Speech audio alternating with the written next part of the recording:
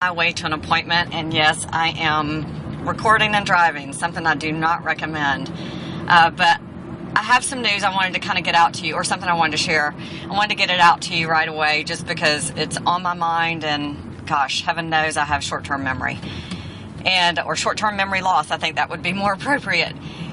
Anyway, a couple of days ago on Tuesday, I was speaking for the Greater Louisville Association of Realtors, and we were talking about the bond market and the economic activity that causes bonds to behave a certain way, and then, of course, trickles into our rate sheets.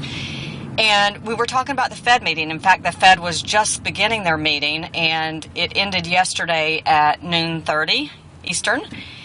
And what I had shared with the class was that QE3 was going to probably be the big elephant in the room, that either if it was talked about or not talked about, and the comments that were made about it either way, would be a big market mover. And sure enough, the absence of QE3 was a big market mover. No surprise there.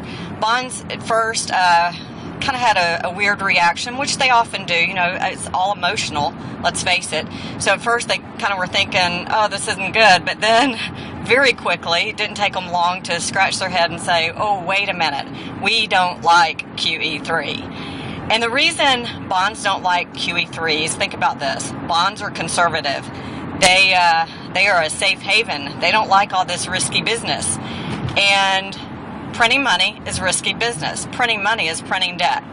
It's equivalent to when they do the stimulus and do the quantitative easing, they are printing money or printing debt. So if you want to try to get it kind of like in your world, here's a good analogy. It's like you going out and opening every credit card known to man, and then taking those credit cards and loading them up instantly. And now you have all this debt load, and it's a debt load that you really can't service. And eventually, you do have to pay it back. Yeah, you might be able to get by with some interest payments there for a while, or some minimum payments, but at some point, you're going to start really, it's going to be tough. It's going to be tough. So as you're out there doing that and opening all these credit cards, the companies, you know, as they're pulling your credit to approve or deny you, they start noticing that you're opening more and more and more credit cards, and they start getting nervous. Well, bonds are the same way. They're like getting nervous. They do not like printing money.